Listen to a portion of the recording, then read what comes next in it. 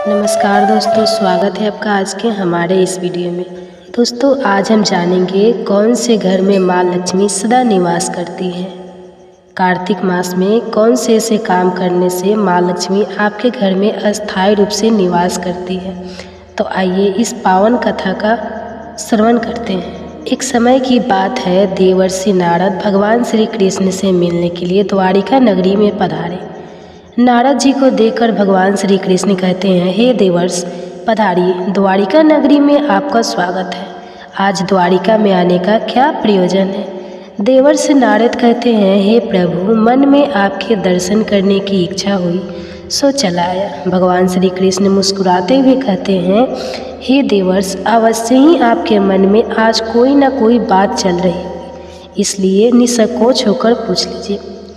देवर्ष नारद कहते हैं, हे प्रभु, आप तो सब कुछ जानते हैं। मेरे मन में जो भी शंका है उसके विषय में भी आपको पता है, लेकिन फिर भी अगर आप पूछ रहे हैं तो मैं बताने की चेष्टा करता हूँ। हे प्रभु, आज मैं आपके पास यह जानने के उद्देश्य से आया हूँ कि किस कारण से मनुष्य के जीवन में दरिद्रता आती है। देवी लक्ष्मी किस कारण से मनुष्य के घर का त्याग करके चली जाती है, और वह कौन सा पुण्य है जिससे देवी लक्ष्मी सदैव ही मनुष्य के घर में वास करती है। भगवान श्री कृष्ण कहते हैं, हे देवर्ष, आज अपने समस्त मानव जाति के कल्याण के उद्देश्य से अत्यंत महत्वपूर्ण बात पूछी है।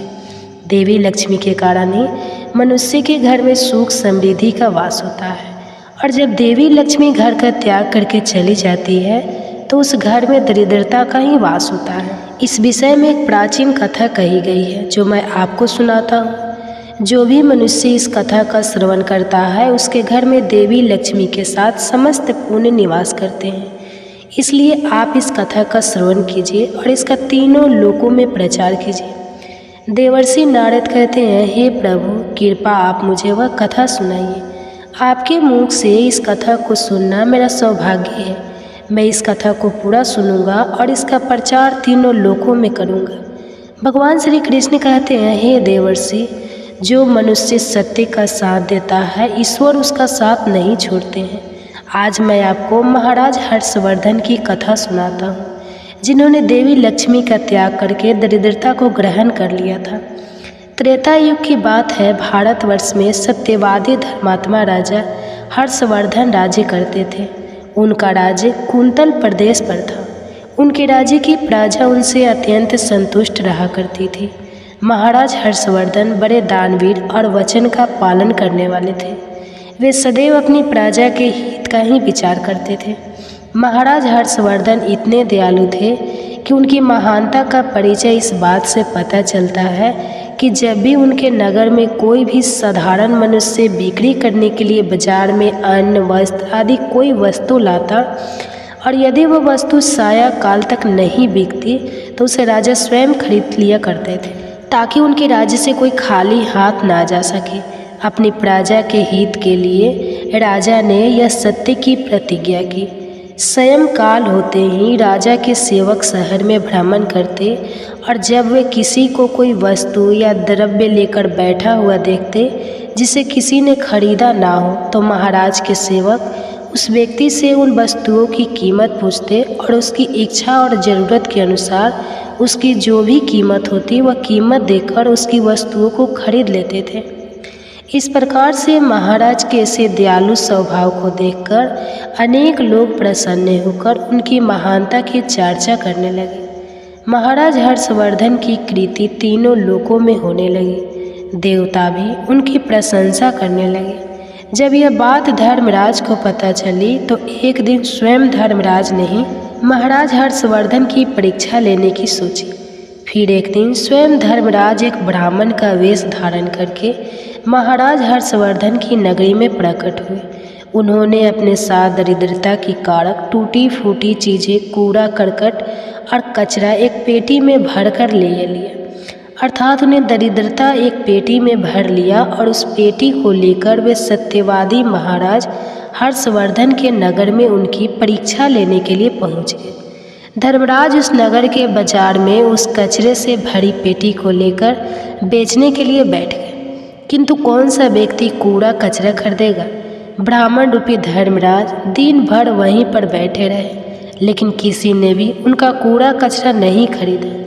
जब सायंकाल हुई तब राजा के सेवक हमेशा की तरह बाजार में घूमने लगे। जिसका भी बिक्री का सामान बचा होता उसे वे उचित दाम देकर खरीद लेते थे, ताकि कोई खाली हाथ घर ना जा सके। फिर उसने देखा कि एक ब्राह्मण अपनी पेटी लेकर घर बैठा हुआ है। राजा के सेवकों ने उन ब्राह्मण महाशय के पास जाकर पूछा, हे ब्राह्मण महाराज, आप इस नगर में नए दिखाई दे रहे हैं, क्या हुआ? आपका सामान किसी ने भी नहीं खरीदा, ऐसा क्या लेकर आए हैं आप अपनी इस पेटी में?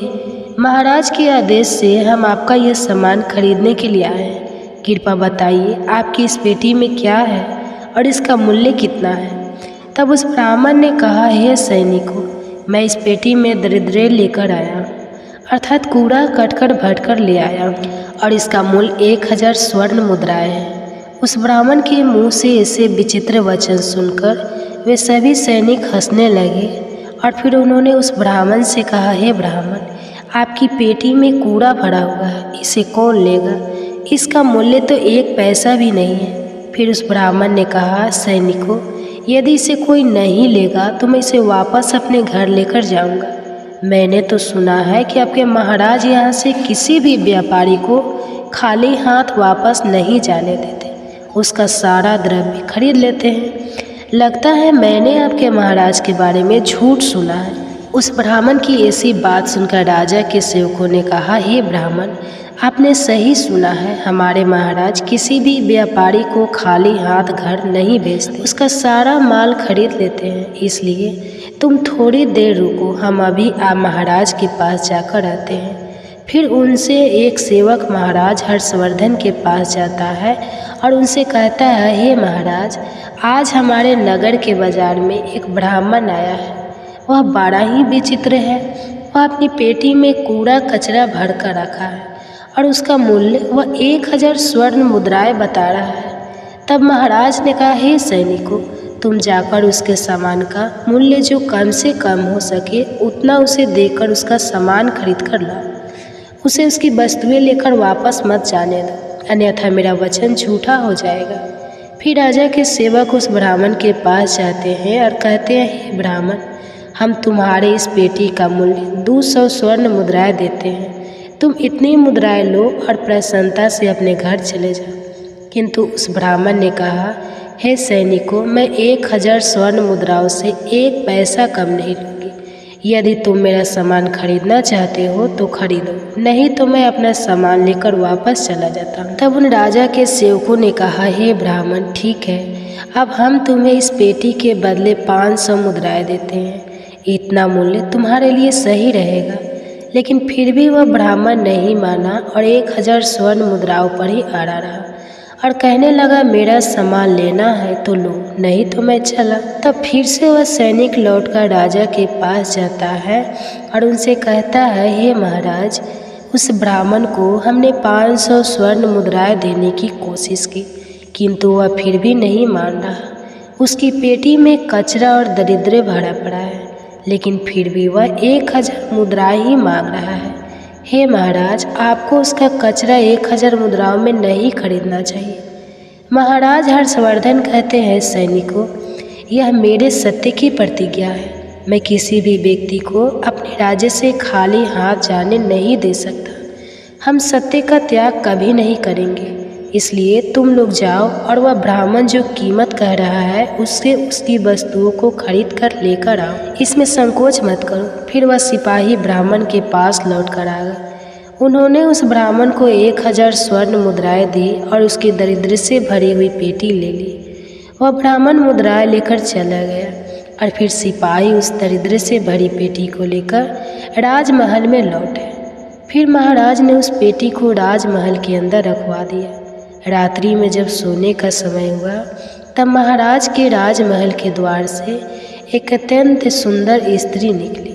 उस स्त्री के 4 हाथ थे, हाथों में कमल पुष्प थे। उस सुंदर स्त्री ने नाना प्रकार के आभूषण धारण किए हुए थे। महाराज महल के बाहर बैठे हुए थे।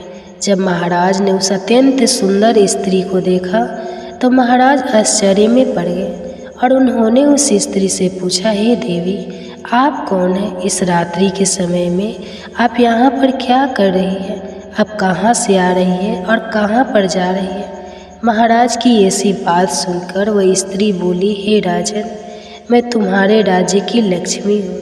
आप सत्यवादी धर्मात्मा हैं, इसी कारण से मैं आपके राजमहल में निवास करती हूँ। किंतु आज आपके राजमहल में दरिद्रता आ गया है, और जहाँ पर दरिद्रता रहता है उस स्थान पर लक्ष्मी निवास नहीं करती है। आज आपने एक पेटी से भरा दरिद्र अपने घर में रखा है, इसलिए अब मैं यहाँ से जा रही हूँ। तब महाराज हर्षवर्धन ने हाथ जोड़कर प्रणाम करके देवी लक्ष्मी से कहा, हे माँ लक्ष्मी, आपकी जैसी इच्छा, मैं आपके वचन और प्रतिज्ञा से बंधा हूँ। मैं अपना वचन नहीं तोड़ सकता, इस कारण से मैं इस दरिद्रता से भरी पेटी को लेने से मना नहीं कर सकता था। कृपया आप मुझे क्षमा कीजिए। तब देवी लक्ष्मी महाराज के राजमहल का त्याग करके चली जाती है। थोड़ी देर बाद राजा ने एक बहुत ही सुंदर युवा पुरुष को राजमहल के दरवाजे से निकलते देखा, तो महाराज ने उससे पूछा, हे देव, आप कौन हैं? यहाँ पर कैसे आए हैं और आप कहाँ जा रहे हैं? उस सुंदर पुरुष ने कहा, हे राजन, मेरा नाम दान है। आप सत्यवादी धर्मात्मा हैं, सदैव धर्म का पालन करते हैं, इसी कारण से मैं आपके राजमहल में निवास करता था। किंतु अब देवी लक्ष्मी आपके राजमहल को त्याग कर चली गई है। लक्ष्मी के बिना आप दान कहाँ से करेंगे?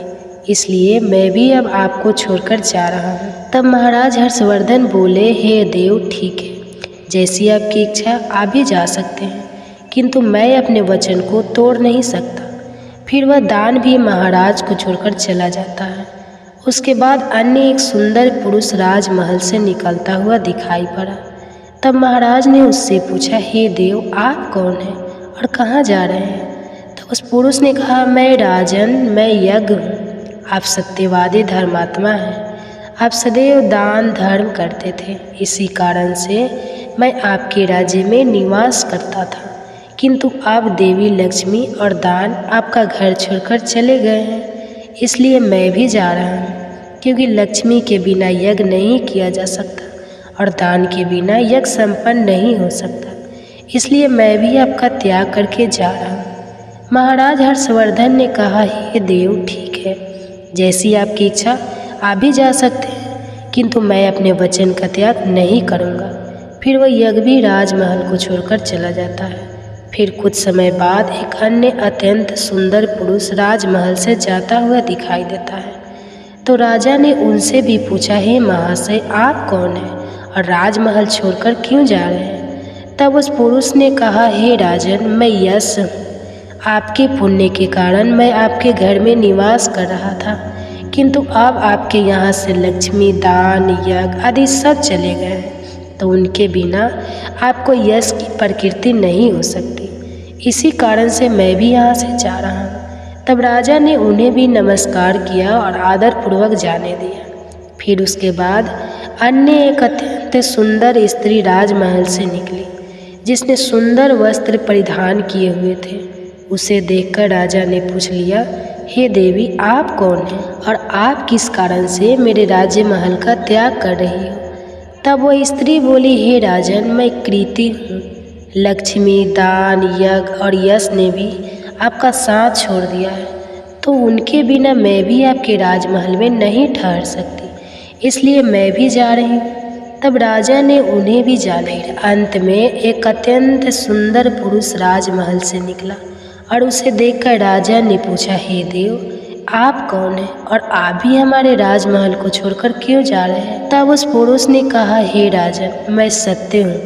आप एक सत्यवादी धर्मात्मा राजा है, इसलिए मैं आपके यहाँ निवास करता था, किंतु अब आपके यहाँ से लक्ष्मी, दान, यज्ञ, यश, कृति आदि सभी चले गए हैं, तो मैं भी यहाँ से जा रहा हूँ। तब महाराज हर्षवर्धन ने कहा है, हे सत्य, आप भी मेरा त्याग कर रहे हैं, किंतु मैंने तो आपका कभी त्याग ही नहीं किया। आपका त्याग ना करने के कारण ही सभी मुझे छोड़कर जा रहे हैं, इसलिए आप मुझे छोड़कर कैसे जा सकते हैं? मैंने अपने सत्य वचन का पालन करने के लिए ही दरिद्र को अपने घर में रखा था। मैंने संसार के कल्याण के लिए यह वचन दिया था कि मेरे राज्य से कोई भी खाली हाथ नहीं जाएगा। जो भी मेरे राज्य में कोई वस्तु बेचने आएगा, यदि उसकी वस्तु कोई नहीं खरीदे तो उसे मैं खरीद लूँगा। इसलिए मैंने अपने सत्य वचन का पालन करने के लिए उस ब्राह्मण को 1000 स्वर्ण मुद्रा देकर उससे दरिद्र को खरीद लिया था। उसी दरिद्र की पेटी के कारण देवी लक्ष्मी ने आकर मुझसे कहा कि वे उस स्थान पर निवास नहीं करती है जिस स्थान पर दरिद्र रहता है। और देवी लक्ष्मी के जाते ही यज्ञ, दान, यश, कृति सब मुझे छोड़कर चले गए हैं। सत्य वचन का पालन करने के लिए ही मैंने उन सभी को जाने दिया और अब आप भी मुझे छोड़कर जा रहे हैं। महाराज हर्षवर्धन की बात सुनकर वह सत्य बोला, हे राजन, यदि आपने मेरे लिए ही इन सब का त्याग किया है तो ठीक है, मैं आपका राजमहल छोड़कर नहीं जाऊंगा। आप सचमुच बड़े पुण्य आत्मा और सत्यवादी हैं, इसलिए अब से मैं आपके राज्य महल में ही निवास करूंगा। और वह सत्य फिर से राजमहल में लौट गई। उसके थोड़ी ही देर बाद एक सुंदर स्त्री लौट कर आ गई। उसे देखकर राजा ने पूछा, हे देवी, आप कौन हैं? आप कृति हैं। अभी आप मुझे छोड़कर चली गई थी, तो फिर वापस क्यों लौट कर आई? आप तब कृति ने कहा, हे राजन, मुझे क्षमा करो, मैं लक्ष्मी, यश, दान, यश के बिना तो रह सकती हूँ, किंतु सत्य के बिना नहीं। इसलिए जहाँ सत्य रहेगा मैं भी वहीं पर रहूँगी। फिर राजा ने कृति का स्वागत किया और वह राजमहल में चली गई। फिर यश वहाँ पर लौट कर आ गया। राजा ने उनसे पूछा, हे महाशय, आप तो यश है और आप मुझे छोड़कर चले गए थे, फिर लौट कर क्यों आए? तब उस पुरुष ने कहा, हे राजन, कोई राजा कितना ही बड़ा धनवान हो, दानवीर हो, किंतु सत्य के बिना उसे यश प्राप्त नहीं हो सकता। इसलिए जहाँ पर सत्य विराजमान रहता है मैं भी वहीं पर रहता हूँ। सत्य के बिना मैं नहीं रह सकता। ऐसा कहकर फिर यश ने राजमहल में प्रवेश किया। उसके कुछ क्षण बाद यज्ञ भी लौट कर आ गया। राजा ने उनसे भी पूछा, हे महाशय, आप क्यों लौट कर आए? तब यज्ञ ने कहा, हे राजन, चाहे कोई कितना भी लक्ष्मीपति और दानशी क्यों न हो, किंतु बिना सत्य के यज्ञ शोभा नहीं देता है। आप में सत्य विराजमान है, इसलिए मैं भी आपके पास ही रहूँगा। इतना कहकर यज्ञ भी राजमहल में वापस लौटा। उसके कुछ क्षण बाद दान भी वापस आ गया। राजा ने उनसे भी पूछा, हे महाशय, आप भी मुझे छोड़कर गए थे, फिर लौटकर किस कारण से आ गए? तब उस पुरुष ने कहा, हे राजन, मैं दान हूँ। कुछ समय पहले मैं आपको छोड़कर गया था, किंतु आप में सत्य विराजमान है और जहाँ सत्य रहता है मैं भी वहीं रहता हूँ। कोई भी मनुष्य कितना ही धनवान क्यों ना हो, किंतु बिना सत्य के वह दान नहीं कर सकता। दान का महत्व सत्य से ही होता है, इसलिए मैं भी लौटकर आ गया। राजा ने कहा, ठीक है, आपका भी स्वागत है। और फिर दान भी राजमहल में चला गया। और फिर उसके बाद साक्षात देवी लक्ष्मी लौटकर आ गई। राजा ने पूछा, हे माँ लक्ष्मी, आप वापस क्यों आ गई? आप तो मुझे छोड़कर चली गई थी। तब देवी लक्ष्मी ने कहा, हे राजन, यह आपके सत्य की परीक्षा थी। आपके यहाँ पर यश, दान, यज्ञ और सत्य सभी निवास करते हैं और लक्ष्मी के बिना सभी विफल हो जाएंगे। इसलिए मैं आपके सत्य के धर्म की रक्षा करने हेतु लौटकर आ गई हूँ। तब राजा ने कहा, हे माँ लक्ष्मी, मेरे यहाँ पर तो दरिद्रता से भरी हुई पेटी है। जहाँ दरिद्रता रहता है वहाँ पर आप कैसे निवास कर सकती हो? तब देवी लक्ष्मी ने कहा, हे राजन, मेरी कृपा से वह दरिद्रता से भरी पेटी भी स्वर्ण और रत्नों से भर जाएगी। इतना कहकर माँ लक्ष्मी भी राजमहल में प्रवेश करती है। माँ लक्ष्मी के प्रवेश करते ही वह पेटी में भरा पड़ा काड़ा कचरा रत्न और स्वर्ण के आभूषण में बदल गया। इसके कुछ समय के पश्चात स्वयं धर्मराज ब्राह्मण के रूप में राजमहल में आ गए। तब राजा ने उनसे पूछा कि हे विप्र, आप कौन हो? आपने तो मेरा त्याग नहीं किया था, फिर आप यहाँ पर कैसे आ गए?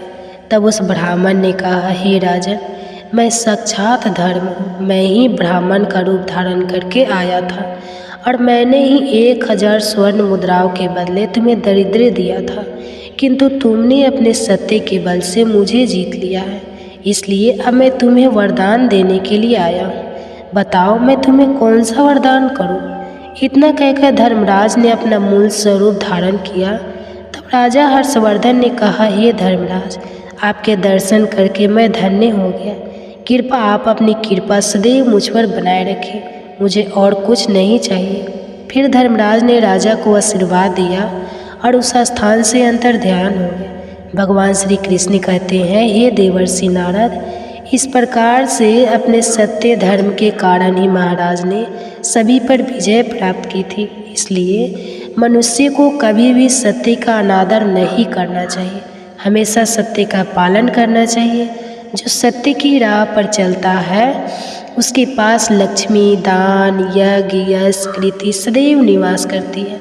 तो प्रिय श्रोताओं, इस प्रकार से भगवान श्री कृष्ण ने नारद जी को अत्यंत महत्वपूर्ण ज्ञान दिया है। आपको यह कथा कैसी लगी कमेंट्स करके अवश्य बताएं। अगर जानकारी अच्छी लगी हो तो वीडियो को लाइक ज़रूर करें और कमेंट्स में जय श्री कृष्णा और जय माँ लक्ष्मी जरूर लिखें। साथ ही चैनल को सब्सक्राइब करें। आप सभी का धन्यवाद।